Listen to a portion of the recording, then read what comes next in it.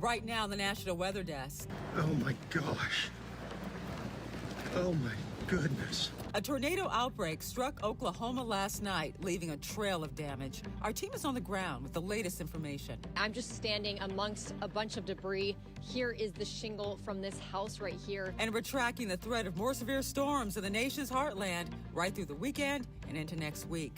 Severe drought conditions continue to fuel wildfires in the southeast. Everybody has worked so hard for everything they have, and we're just all going to lose it. The new conservation strategies in Utah to combat drought there, and new efforts to protect a growing osprey population in New England. From our nation's capital, this is the National Weather Desk. Good morning and welcome to the National Weather Desk. I'm Angela Brown. There's widespread damage in Enid, Oklahoma this morning after tornadoes touched down there last night. Storm chaser Brett Adair was tracking the storms when the twisters formed. Large tornado right there to the south, just to our south. Large tornado. Woo, look at that stovepipe. That's headed to the interstate, man. Crazy motion.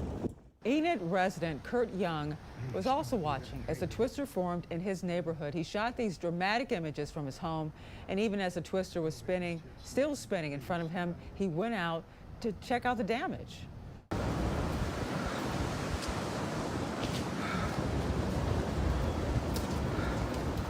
There are homes completely gone.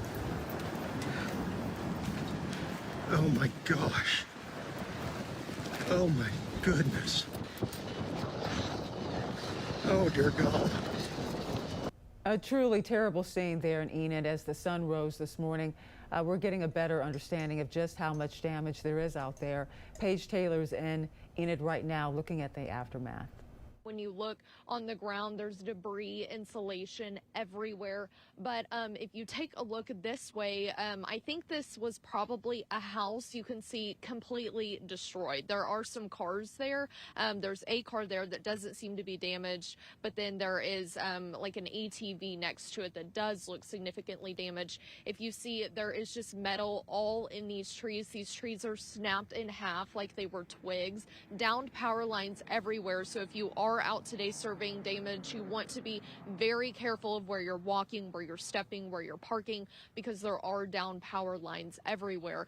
And then behind me here, there is a metal structure that was damaged. It looks like the windows were blown out. Part of the roof is off, and there is some damage to the metal inside. It looks like things were moved around quite a bit. And then all the way over this way, if you can see, that's where we're seeing some really significant damage. We're not sure what these structures were, but there's lots of mangled metal, lots of wood, lots of debris everywhere. The devastation here in Enid is just hard to put into words. As you can see, I'm just standing amongst a bunch of debris. Here is the shingle from this house right here that was torn apart last night in the tornado. You can see that this house is just completely split in half. You see the ceiling, the roof, the attic is just completely torn open. In the front yard right here, there's debris. We see brick walls that are just laying flat on its side, horizontal. You can even see in the living room right there, it looks like a foosball table. It's just a very sad scene to see here. We do see articles of clothing in the front yard, different household items that have just scattered throughout this yard here. And as the sun is coming up here, we do see a better picture of what all of this devastation looks like. And the threat of more severe weather continues later today. Parts of Oklahoma are once again at risk. Also Memphis, with much of Arkansas, Louisiana, Mississippi, and then tomorrow Oklahoma is once again under threat, with the Storm Prediction Center issuing a level 3 out of 5 risk for the northeast portion of that state. The threat continues on Sunday with the greatest risk in Kansas. The bottom line here is that it could be a very active weather weekend. So if you live in any of these areas, make sure you are paying close attention to the forecast. And new information shows much of the continental U.S. is in some level of drought.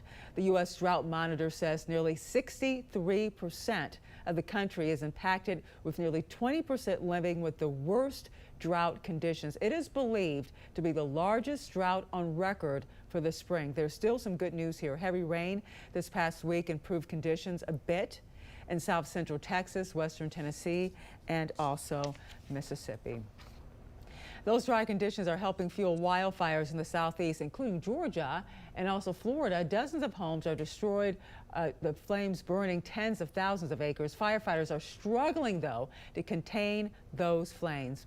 Brian Abel has more. Everything's on fire down there. An outbreak of wildfires across Georgia, the two biggest, now scorching more than 34,000 acres across the state in the last month. It's really sad. Like, everybody has worked so hard for everything they have, and we're just all gonna lose it.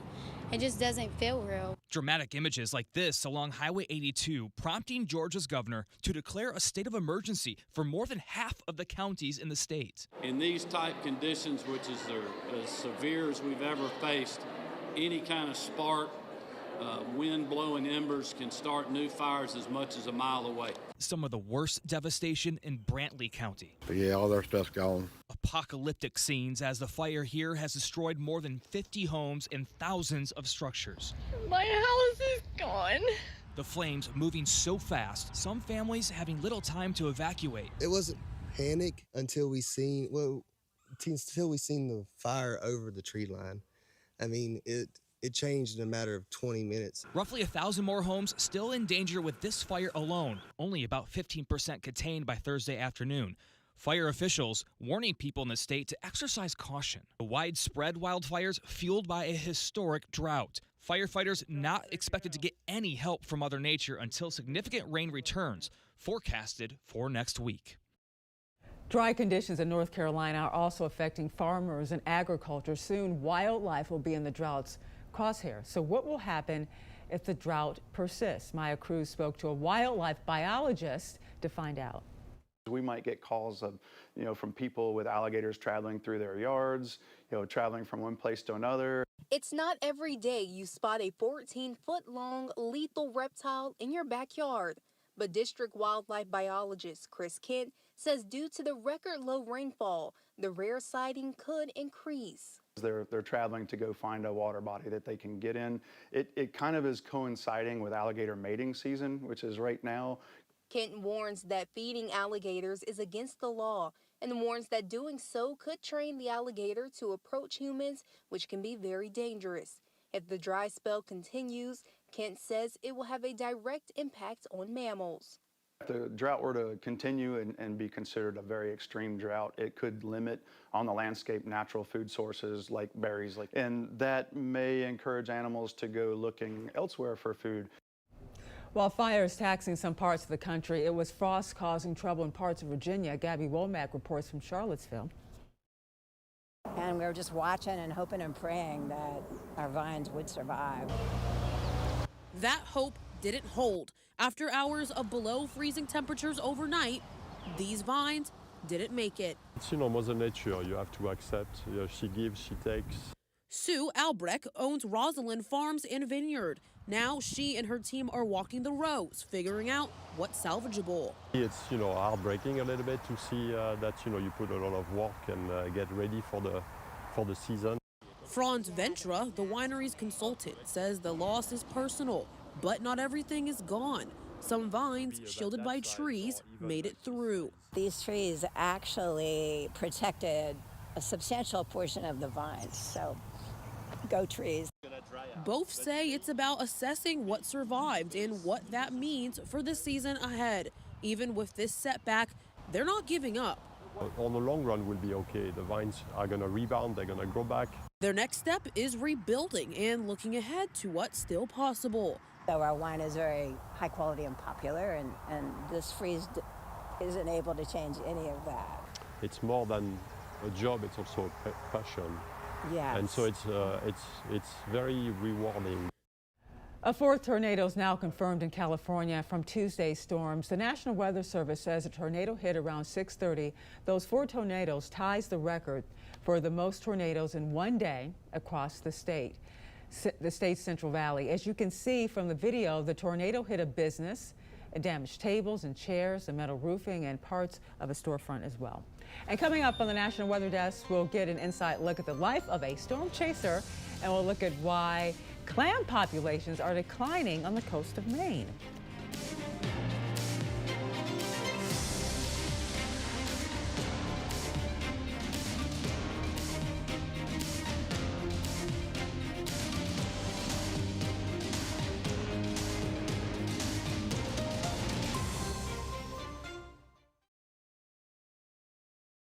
I'm meteorologist Ryan Munn. Let's get a look at the Northeast. We head through the day on Friday. We're looking at a pretty dry day, maybe a scattered shower up towards parts of Maine, or a rain shower or a quick downpour in parts of the western part of New England. And then Saturday's going to come through. We are going to see more clouds down to the south. A period of rain will pass down towards parts of southern New England, areas like New York, Pennsylvania, New Jersey as well. And then we will see the sunshine return as we head into the day on Sunday.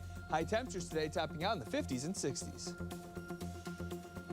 I'm meteorologist Justin Chambers tracking our forecast as our next weather maker rolls in through the mid-Atlantic on Friday. Starting the day dry, but this frontal boundary is going to be hanging around for the next couple of days, and that could bring a few showers along that front into Friday afternoon and evening time, maybe even some thunderstorms as well. As we get into Saturday, we'll be a lot cloudier and cooler. More of that rain is in the late part of the morning into the middle of the afternoon, but definitely those temperatures are coming down. 70s on Friday and then back to the 60s on Saturday. I'm meteorologist Lauren Oleski with a look at your forecast across the southeast. For Friday afternoon, temperatures highs mostly in the 80s. There is a front boundary that's going to be moving through, though, so there are a few areas further west near Arkansas, western Tennessee. Those highs only in the 70s out there due to some of the rain and some of the cooler air that could be moving behind this front. A few scattered showers will be possible across portions of the southeast for Friday afternoon, with a few storms lingering along the Gulf Coast into early Saturday morning.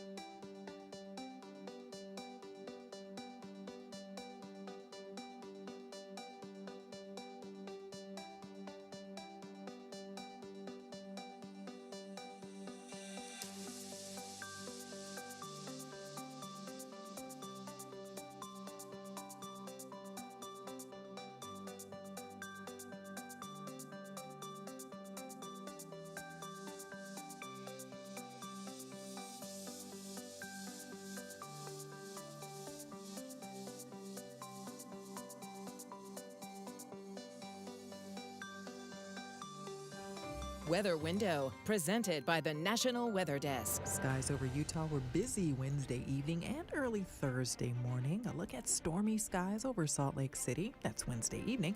And a fireball streaked through the early morning sky in northern Utah. It was captured by security and vehicle dash cams. An astronomy expert tells our Salt Lake City station Utah is still in fireball season. That spans through February, March, and April. When severe weather strikes, most people take cover. Storm chasers, however, head toward the danger. Abigail Hamrock gives us an up-close look at what it's like tracking twisters while trying to stay safe on the road. We only have radars that scan out, but if the lowest scan is too high and the big important thing is happening in the storm beneath it, we don't see it on radar. We need people's eyes or the reports to tell us, hey, give us that crucial bit of information that we're not able to see. Behind the videos and data is a process that requires careful planning and constant awareness on the road. Here at Iowa's News Now, we have our very own road warrior, built specifically for storm chasing. The vehicle is fully equipped with the tools and technology needed to track severe weather safely and responsibly. There's more than just looking at weather models and forecasting the storm. You need to make sure your own personal vehicle you're chasing in is roadworthy and safe. Working on mapping and the road networks, like are we dealing with paved roads? Are they going to be gravel? Or are they the world famous Iowa minimum maintenance roads that you should absolutely avoid? Well, all of these things kind of play into understanding, how do I make my storm chase safe? Veteran chasers say the biggest risk isn't always the storm itself. The most dangerous thing is just the fact you are driving on the roadway. The most dangerous thing is the fact that there are also other people on that roadway. Chasers say that even when storms are the focus, it's the conditions on the road and the human error behind the wheel that often create the greatest risk during chases. Because you're chasing a storm doesn't give you opportunity to speed excessively or to drive like a maniac. Push people off the road. Authorities say that kind of behavior puts everyone at risk, not just chasers. Storm chasers say responsibility is what separates safe practice from reckless behavior. At 98 miles per hour in a 65 mile per hour zone but beyond bonkers level of excessive speeding. They're one wrong turn away from a deadly car accident. As storm chasing grows in popularity, both law enforcement and veteran chasers are urging caution. They say the work can save lives, but only if safety comes first. Drought has become a major issue in Utah. Now officials are turning to new conservation strategies to try and help alleviate those issues. Brian Will is outside of Salt Lake City with more. This year is probably the worst that I can remember. A dismal winter has rocked Utah, bringing a lackluster amount of snow and rainfall. Now Morgan County is using rocks to help conserve water. In the last couple of years, we've intensified it because I think there's a need there to slow down on water use. Brett Heiner is Morgan County's Public Works Director, and he's been helping transform the county's landscaping to be more water conscious. We think they look great, you know, the decorative rock, but zero watering in those kind of spots. So we've shrunk our watering system down. What are some of the biggest challenges you're seeing this year when it comes to, lack of water? I mean, this is pretty green right now. Yeah, the biggest challenge is going to be how much the park gets used. So I think people are going to have to be a little bit patient with us if we do get a little drier grass, and just be as careful as they can, and I hope we don't have to limit the use. What are you doing at the county to reduce your water use this year to kind of conserve it? Just waiting as long as we can to water. I mean, I'd love to wait till June 1st. We'll see if we can make it even longer if we could, if the storms. We've done some dry scaping at the county building, the courthouse, and then some of the parks. And then one of the other things that we've changed our watering systems to smart watering, the time to a weather app, so if it rains or starts to rain, our system shuts off. Heiner encourages everyone to do their part and save water. As for what residents think of how counties like this are conserving water, the ones we talked to said they approve. And now to Wisconsin, where high water is receding after lots of rainfall, bloated lakes and rivers. Even with the excess water, the state's sturgeon are engaging in their springtime spawning now that the water levels are lower. Humans can actually witness this event. Eric Peterson has more.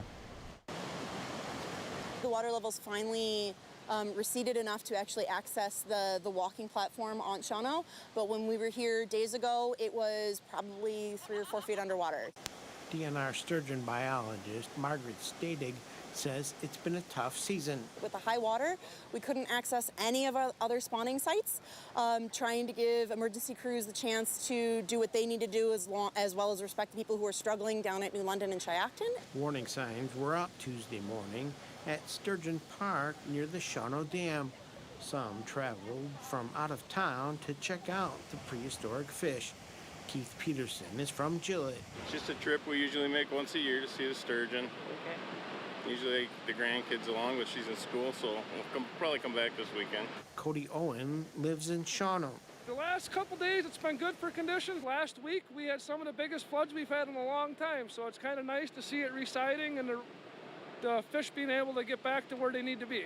Meanwhile, biologists and students continue to process the spawning fish. Margaret Stadig says sturgeon and science go hand in hand. We've got a lot of programs and a lot of projects, not just here in the Winnebago system, but also here in Wisconsin and nationally, that really do kind of rely on our ability to tag fish and get gametes here at Shawano and throughout the Winnebago system. So it's really good that we might actually have a chance to kind of salvage some of that this year despite the high water. Soft shell clam numbers are dropping significantly in Maine. Researchers are working to find out why, as they are the cultural backbone of Maine's coastal economy. Allison LaPierre has more. Brian Beal and Tessa Houston are both Maine marine ecology researchers with the Down East Institute. The Marine Research Lab and Education Center is trying to figure out why soft clam landings are declining. And what we're trying to do is to find out whether the problem exists due to over-harvesting, whether the problem exists due to climate change. The Down East Institute is installing shellfish recruitment boxes on flats across the coast of Maine to get a better understanding of the rapid decline. So we're looking at the most vulnerable stages of the soft-shell clam's early history, and that is just when they have come from swimming, which they do for 3 weeks as larvae in the water, that's the stage where they're most vulnerable to predation by crabs and other small predators. The clams are already quite small, and invasive species like this ribbon worm and green crab are destroying soft-shell clam populations. Since the 1970s, soft-shell clam landings have declined 85% statewide, but the state still produces 60% of the country's soft-shell clams. It's a really important project because it kind of shows the crisis that the clam industry is experiencing. The boxes will stay in the flats until the fall. Once retrieved, researchers will examine patterns like how fast the clams grow, the impact from its predators, and the environmental trends. This whole thing is to highlight really the problems in the soft-shell clam fishery. And time now for a short break, but first we soar over New York City.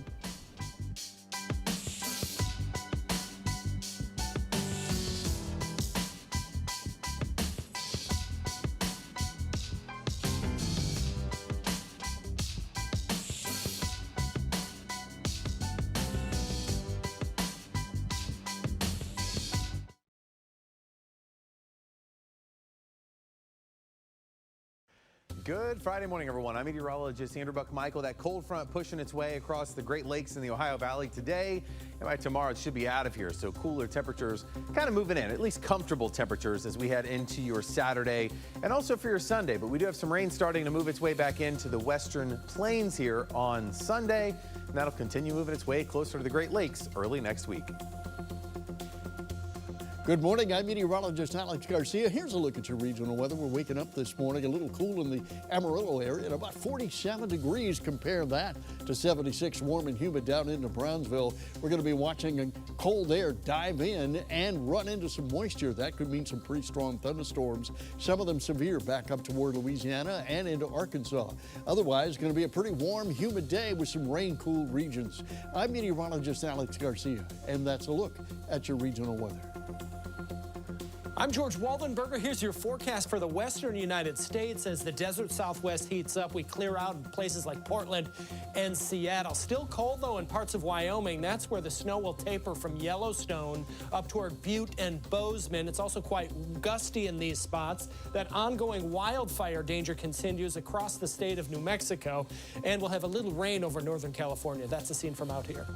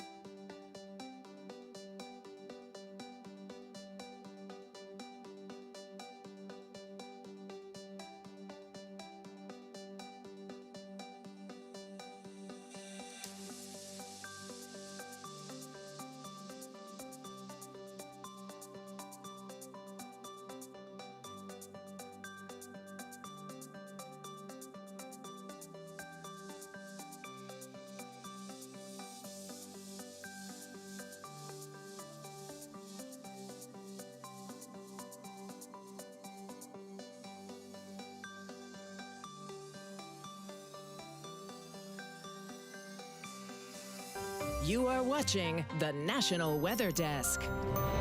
Sometimes Mother Nature's winged creatures find themselves in unwitting conflict with humans. But Nicole Mulder tells us about a solution involving power lines that was beneficial for both humans and apparently the birds. Osprey, which are protected under federal law, need a high perch to build their nests. They want to be on the highest thing around, and they want to be near water. They pick places like utility poles. They love utility poles. That's what happened in East Greenwich. The twigs and branches from this mother's nest were at risk of getting caught in the wires, causing power outages and potential harm to the birds. So Rhode Island Energy took the nest down and installed a large platform for the nest to rest on, and then they put it back up. Doris Higgins is an Osprey monitor and saw the whole thing. I was nervous, the whole time. I'm like, please don't break apart. Please don't break apart. But she says they did an excellent job. They were amazing. They were so careful. The way they took it down, they were taking pictures, and the way they hoisted it back up so gingerly. It was really something to see. John Williams, principal engineer for Rhode Island Energy, says they deal with osprey nests all the time. We have a number of mitigation strategies that protects our wires and the birds.